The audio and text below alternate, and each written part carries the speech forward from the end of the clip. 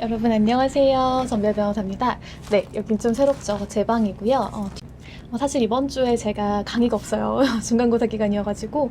그래서 시간이 조금 여유가 있어서 이제 보통 3일 정도 강의를 하는데 그 강의할 수 있는 그 강의하는 시간을 조금 빼가지고 이제 좋은 분들은 뭐 직접 만나기도 하고 또 이제 온라인으로 소모임을 갖기도 했는데요. 그 시간들이 되게 좋더라고요. 그러니까 여러분도 많이 일상에서 바쁘고 좀 지치는 부분들도 있겠지만 직접 만나지 못하면 우리가 줌이라는 굉장히 좋은 매개체가 있으니까 혹은 뭐 여러 가지 어플들 있잖아요. 그렇게 온라인으로도 모임을 충분히 할 수 있다는 생각이 좀 들어요. 그래서 피곤하고 약간 지치는 부분은 있지만 그것들을 좀 여러 가지 것들을 통해서 코로나 시대에도 우리가 누릴 수 있는 부분들을 좀 많이 누릴 수 있으면 좋겠다.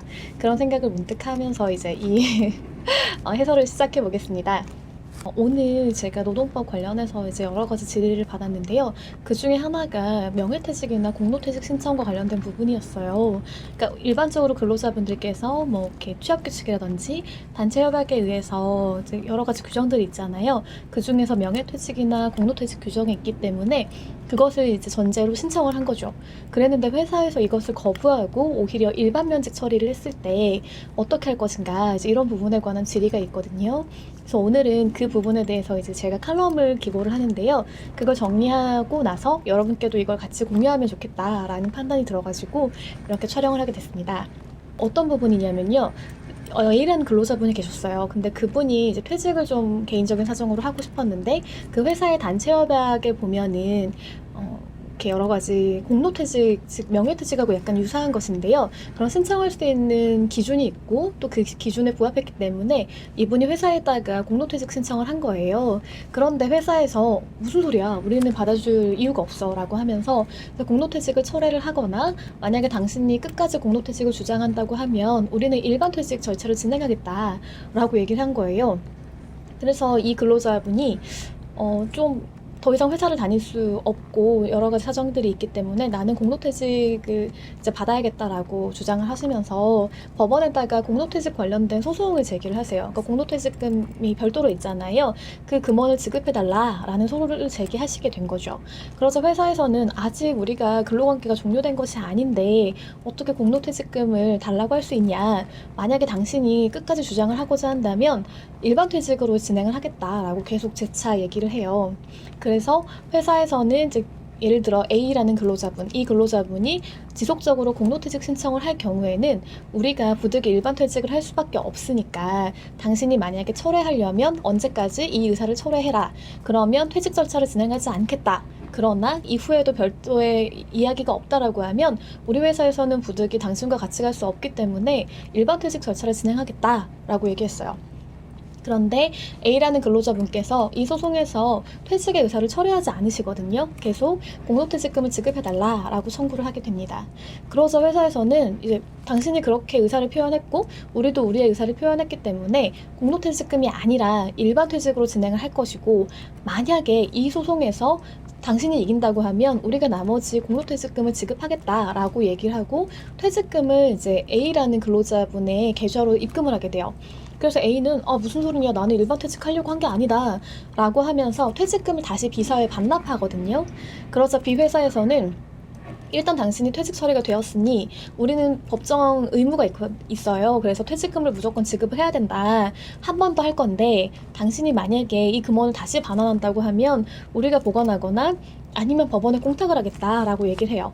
그래서 이제 A라는 근로자가 그렇다면 나는 이것이 공로퇴직금의 일부라고 생각한다. 그래서 그걸로 수령을 할 것이고 일반퇴직금이라고 생각하지 않으니 당신들은 여전히 나에게 공로퇴직금의 나머지 금액을 지급해줄 의무가 있다라고 하면서 소송을 진행을 하게 됩니다.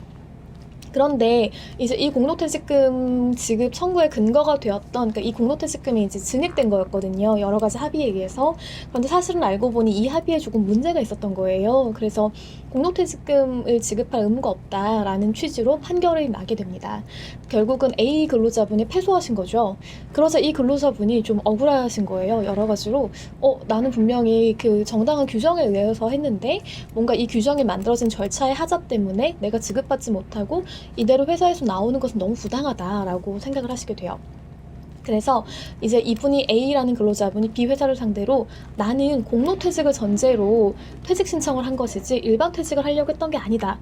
그럼에도 불구하고 당신들은 나를 일반 퇴직으로 해서 해고 처리를 했기 때문에 이것은 부당하다라고 주장을 하시면서 해고 무효확인 소송을 제기하게 됩니다. 그리고 일반 퇴직을 했을 때부터 이제 금액, 그러니까 즉 임금을 지급해달라라는 청구를 하시게 되는 거죠. 자, 이때 1심하고 2심은요. 무슨 소리야? 당신이 퇴직하겠다고 했잖아 라고 하면서 이제 근로자가 이 아까 말씀드린 것처럼 회사가 일반 퇴직 절차 진행을 했잖아요. 근데 이 일반 퇴직 절차가 부당하다라는 어떠한 이야기도 하지 않았다. 그러니까 당신은 일반 퇴직에 대한 의사의 합치가 있었던 거다.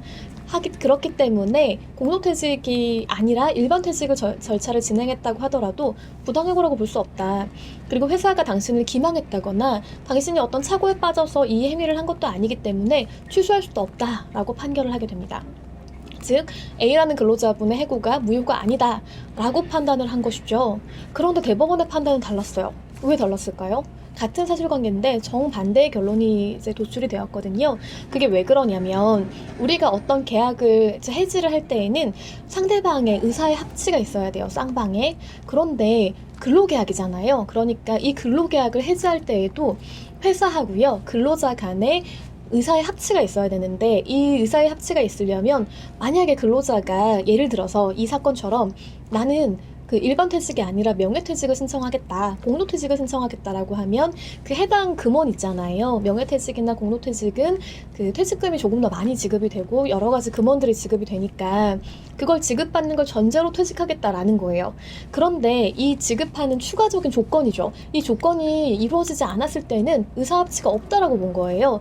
그래서 대법원은 양 당사자의 의사의 합치가 없었기 때문에 일단은 합의에 의한 계약 해지가 안 된다라고 본 거죠. 자, 이게 1심과 2심과 결정적으로 다른 대법원의 그 이유였어요. 판단 이유였고요.